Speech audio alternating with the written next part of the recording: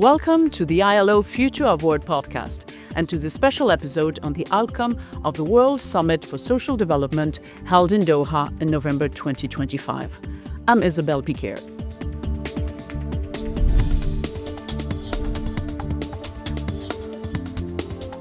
Global leaders with workers, employers, and experts came together to renew their commitment to social development. They endorsed the Doha Declaration, which builds on the commitment made 30 years ago at the first World Social Summit in Copenhagen. The declaration places social justice, decent work, and inclusion at the center of today's global agenda. To understand what this means for people and for the world of work, we spoke to three leading voices who were present in Doha. Juan Somavia, former Director General of the ILO from 1999 to 2012, Sabina Alkire, Director of the Oxford Poverty and Human Development Initiative, and Manuela Tomei, Assistant Director General for Governance, Rights and Dialogue at the ILO.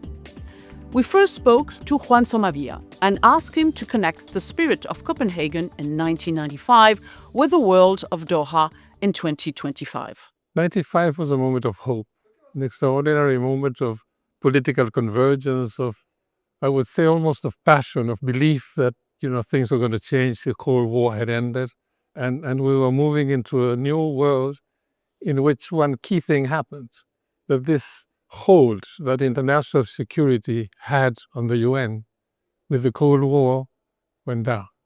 And suddenly we could say there is another security, as important international security, and for many of us, more important than international security. And we're talking about human security, about people security, about families, individuals, communities. And that's it. We believe that that is absolutely central. And the manner in which we have to make that fact practical is that we think about development and we think about society. We have to put people first, and we have to put people at the heart of international concerns. And that's what the Copenhagen the summit did. But Juan Somavia also made clear that the world today looks very different than it did during that first World Social Summit. 2025, you have a global disorder, you have fully crisis, the geopolitics is what we see, and there's a level of uncertainty as to where we go. And who are the first one to suffer uncertainty? It's people. It's human security. It's people security. So what the Doha Summit does is to reiterate in that context the Copenhagen concepts, and it says we recommit to Copenhagen, and they add a number of things that have to do with the contemporary nature, be it artificial intelligence and other things. So they actually have a Copenhagen in Doha, and it has the same dynamism and the same will and the same message. And the message is, we care for people. We then turn to Sabina Alkire, a leading voice on poverty measurement and development. We ask her what the summit meant specifically for the world of work. The World Summit on Social Development rekindled people's recognition that without jobs, they are vital to leaving poverty, they are vital to having the social integration, the recognition from others of the value of different communities, and their own self-understanding of their contributions is fundamental. It's also fundamental to happiness and well-being. But having decent jobs, going beyond informality, which is prevalent not only in Asia, but also in Latin America and so many regions, are the next step. And I think reaffirming that, particularly in the face of AI, where the job markets are changing, has been very beneficial. With the declaration now adopted, the focus turns to implementation. But in a complex geopolitical landscape, is that realistic?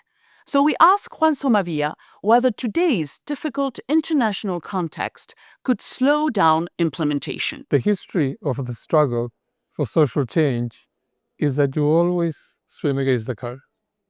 It's not possible. There's going to be, it's not realistic. There are a lot of questions like that.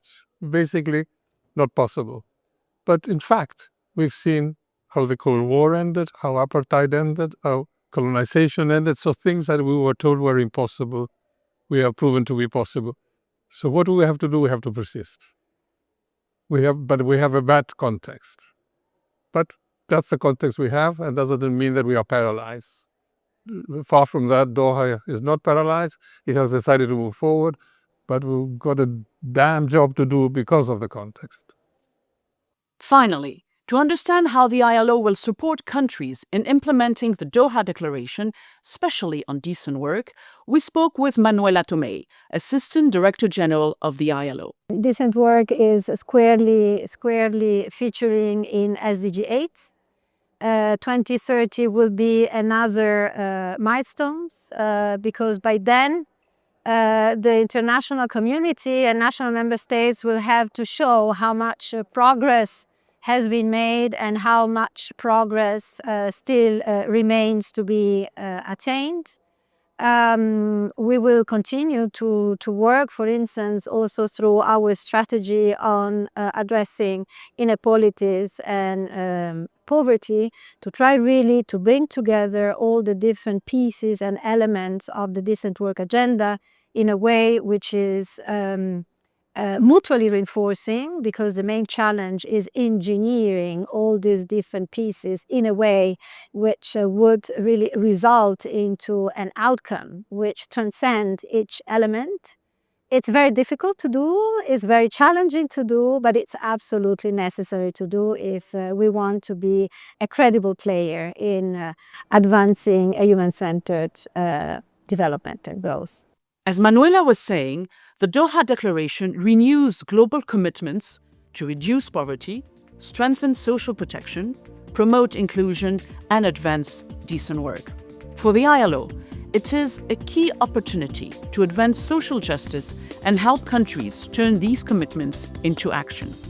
In the coming weeks, we will continue to explore the themes raised by our guests today and other topics shaping the world of work.